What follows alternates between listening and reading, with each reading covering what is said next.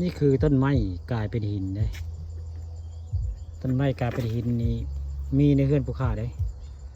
นี่ลำไม้ได้ถ้ากลายเป็นหินได้มาจากผู้หลักผู้บ้านห่างมาได้นี่ลูกชายทำที่เด้กับทำที่เป็นเห็น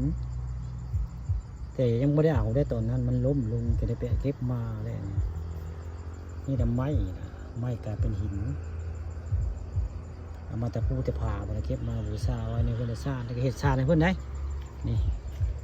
สารเพื่อนเลยนี่สารไม้กลายเป็นหินคือสารตะเคียนสารเม็ดเจ้าเม็ดตะเคียนแหละตะเคียนทองเดี๋ยวง่ายคือต้นไม้ตะเคียนละเพิ่นหลายปีแล้วเพิ่นกลายเป็นหินไม้อันนี้เป็นต้นดัชมิตรนั่นยืนบ่มีใบนะบ่มีใบ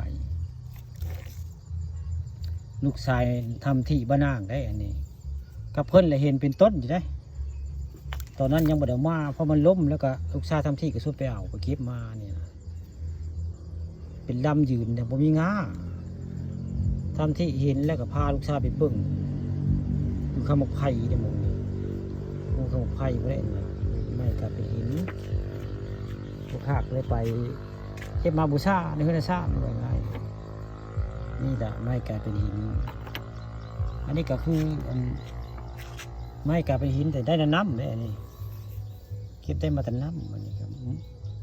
หินได้หากไม่คือหินคือไม่ว่าอย่างเงี้ยไม่กลายเป็นหินแหละพระเจ้าเอาโอเคโบราณว่าเทพภูมิเทวดาแล้วมาสถิตอยู่ในนี้ได้ข้าเจ้าว่าในหินอันนี้จะไม่โมเมนต์ดอกนี่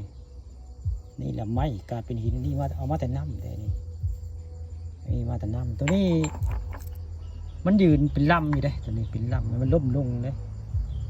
มันล้มลงจะได้เก็บมาเอามาบูชาในเงินสร้างอะไรเงี้ยเห็ดชาในพุ่นตอนแรงมันนี่ก็เลยพามาเบิ่งนี่แหละสารหินหรือสารไม้ตะเคียนหินนี่แหละนี่บริเวณบ้านผู้ค้าป่าทองคำได้นี่แหละนี่คือไม้กลายเป็นหินนี่แหละคือไม้กลายเป็นหินไม้นี่แหละมันยืนอยู่ได้อันลูกชายทำที่รอให้ฟังทีแรกมันยังบ่ล้มมันเลยบ่ได้เปล่ามันล้มเลยเก็บมาเอาเป็นชิ้นส่วนนี่ก็แม่นได้ข้าทาสีทองใส่สิได้ให้มันดูดีสิได้ดูกันได้ทีเดียวไม้กลายเป็นหินทีเดียวมันล้มมานะมันแตกกระจายเนาะตอนมันยืนต้นมันไม่ได้เอามานะลูกชายเพิ่นบ่ได้พาไปเอาแต่เพิ่นว่าพังว่ามีต้นไม้กลายเป็นหินยืนอยู่บ่มีง่าพุ่นเนาะแต่บ่กล้าเอาได้มันยังบ่ล้มไปง่ายอันนี้ก็แม่นได้ชิ้นส่วนเพิ่นนี่ชิ้นส่วนของไม้กลายเป็นหินนี่นั่น